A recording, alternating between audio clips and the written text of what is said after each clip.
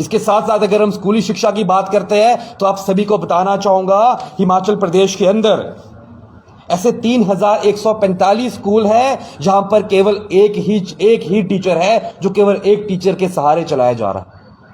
और लगभग ऐसे 455 ऐसे स्कूल्स हैं जिसमें एक भी टीचर नहीं है। ऐसे स्कूलों को जो भगवान भरोसे से छोड़ा जाता है। और अगर बात करें सरकारी स्कूल्स की, आज ही मैं सुबह एक अखबार में पढ़ रहा था कि रामपुर में एक खुन्नन एरिया है। उस एरिया के अंदर एसएमसी और वहां के प्रिंसिपल ने यह डिसाइड किया है कि वहां पे उस स्कूल में जो भी छात्र एडमिशन लेगा उस छात्र को 1100 रुपए उस स्कूल की तरफ से दिया जाएगा। इस प्रकार की हालत आज हमारे सरकारी स्कूलों की हो गई है। स्कूलों में बच्चों के एडमिशन के लिए वापस छात्रों को पैसा दिया जाना। तो आप सभी के माध्यम से इस प्रदेश की सरकार से हम पूछना चाहते हैं, किस प्रकार की व्यवस्था शिक्षा को दी जा रही है, किस प्रकार की, अगर हम स्कूल एजुकेशन की बात करें, अगर हम यूनिवर्सिटी एजुकेशन की बात करें, अगर हम कॉलेजेस की बात करते हैं, तो हमारे ध्यान में आता है हिमाचल के अंदर 156 में से 119 महाविद्यालय ऐसे हैं जहां पर प्रिंसिपल ही नहीं है।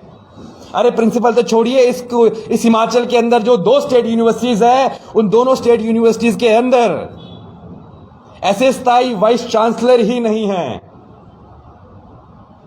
इस प्रकार की शिक्षा व्यवस्था अभी हिमाचल की है। अगर हम बात करते हैं छात्र संघ चुनावों की, जो कि हमारे इन 3 दिनों की जो हमारी गहन मंथन वहां पर हुआ, पूरे देश के अंदर ऐसे कई प्रदेश है जहां पर छात्र संघ चुनाव बैन किए गए हैं। अगर छात्र संघ चुनाव की हम बात करें तो 2013 से हिमाचल के अंदर भी इस चुनाव को बैन किया जाता है।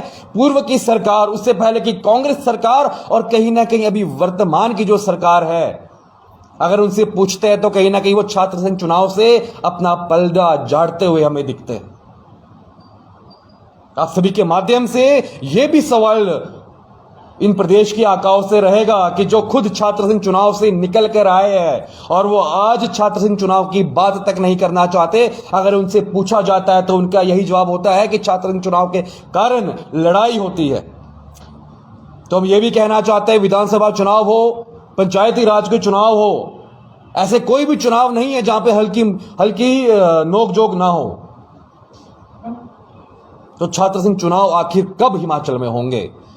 छात्र संघ चुनाव के माध्यम से छात्रों और एडमिनिस्ट्रेशन के बीच में जो एक पुल का काम छात्र करते थे, जो छात्र नेता उसमें जीत के आते थे, जो एक पुल का काम अपने एडमिनिस्ट्रेशन और छात्रों के बीच में करते थे, चाहे वो ईसी की बैठक हो, चाहे वो कोई भी इंपॉर्टेंट डिसीजन कैंपस का लेना हो, छात्र संघ चुनाव का जीता हुए पदाधिकारी वहां पर बैठते थे और उनके बिना माने कोई भी डिसीजन यूनिवर्सिटी नहीं ले सकती थी, कॉलेज प्रशासन नहीं ले सकता। लेकिन हम आज देखते हैं कि छात्र संघ चुनाव ना होने के कारण कोई भी स्टूडेंट रिप्रेजेंटेटिव वहां नहीं जा पाता, जिसके कारण से यूनिवर्सिटी कॉलेजेस कोई भी डिसीजन लेते हैं तो कहीं ना कहीं वो छात्र केंद्रित नहीं रहता। और कहीं ना कहीं अगर हम बात करें तो अखिल भारतीय विद्यार्थी परिषद का ये 75वां वर्ष भी चल रहा है। एक स्वर्णिम वर्ष विद्यार्थी परिषद के है। विद्यार्थी परिषद ने अपने 75 वर्ष पूर्ण इस वर्ष किए हैं। तो इस वर्ष विद्यार्थी परिषद के जो मुख्य मुद्दे रहेंगे वो सबसे पहले यही रहेगा कि छात्रों के लिए आनंदपूर्ण व सार्थक कैंपस बनाना। इसको लेकर के पूरे वर्ष भर विद्यार्थी परिषद हर एक विश्वविद्यालय केंद्र पर, हर एक महाविद्यालय में अलग अलग कार्यक्रमों के माध्यम से स्टूडेंट्स के लिए एक हेल्दी एनवायरनमेंट और एक हैप्पी एनवायरनमेंट कॉलेज के अंदर तैयार करने की कोशिश पूरे वर्ष करने वाली है। चाहे वो स्पोर्ट्स मीट्स के माध्यम से हो, चाहे वो कल्चर फेस्टिवल के माध्यम से हो, चाहे वो समाज के अंदर छात्रों को ले जाकर सामाजिक अनुभूति के माध्यम से हो। आप सभी को मैं बताना चाहूंगा कि विद्यार्थी परिषद ने अभी पिछले ही महीने ऐसे 10 दिनों का अभियान लिया।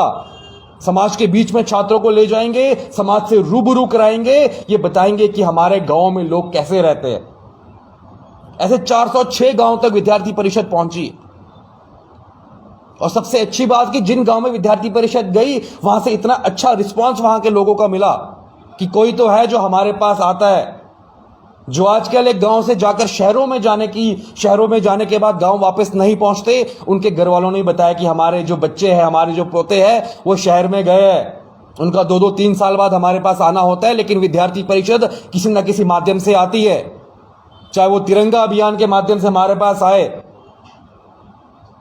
चाहे वो किसी कलेक्शन के लिए, किसी सहयोग के लिए उनके पास आए, चाहे वो इस प्रकार के सामाजिक अनुभूति के अभियान को लेकर हमारे पास आए, लेकिन विद्यार्थी परिषद का टच हमेशा गांव के लोगों के साथ रहा।